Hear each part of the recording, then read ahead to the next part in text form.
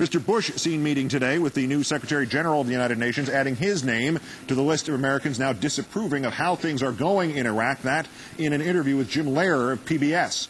How the president feels about his own handling of the situation in Iraq, however, is still not truly known.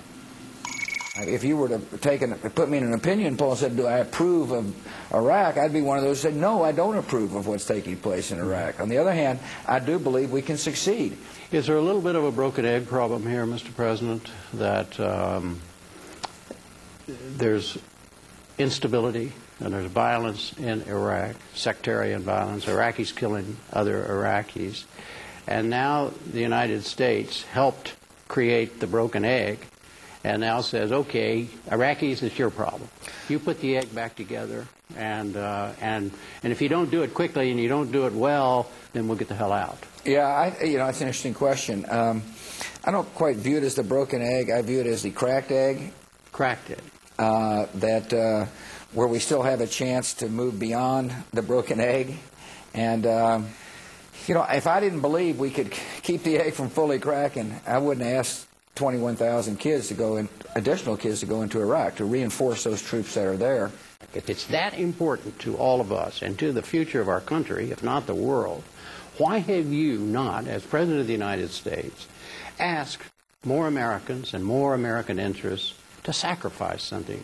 The people who are now sacrificing are, the volunteer military, the Army and the U.S. Marines and their families. They're the only people who are actually sacrificing anything at this point. Well, I think a lot of people are in this fight. I mean, they sacrifice peace of mind when they see the terrible images of violence on TV every night. We got a fantastic economy here in the United States, but yet when you think about the psychology of the country, it is somewhat down because of this war. Now, here in Washington, when I say people, what do you mean by that? They say, why don't you raise their taxes? That'll cause there to be sacrifice. I strongly oppose that. If that's the kind of sacrifice people are talking about, I'm not for it, because raising taxes will hurt this growing economy. And one thing we want during this war on terror is for people to feel like their life's moving on. General Casey said yesterday, that the commander said, that it may be spring or even summer before we have any signs of success from the new program, from the new strategy, and even then I can't guarantee you that it's going to work.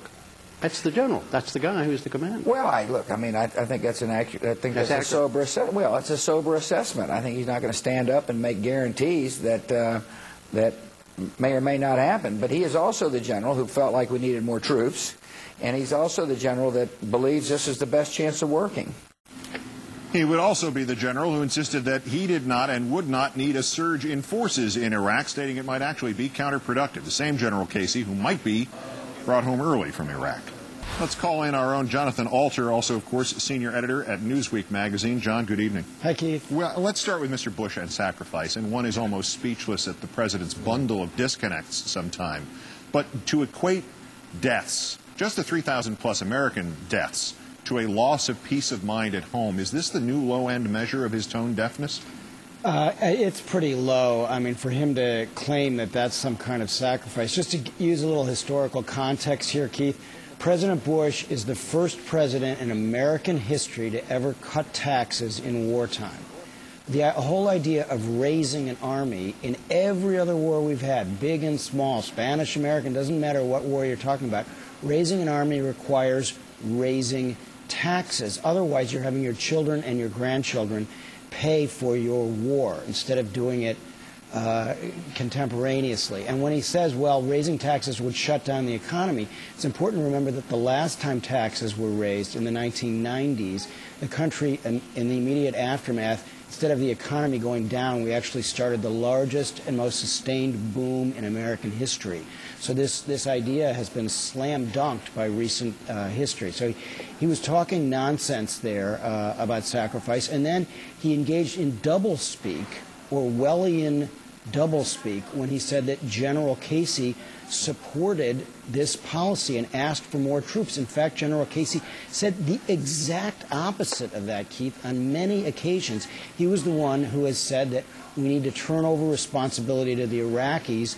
Otherwise, things will just get worse.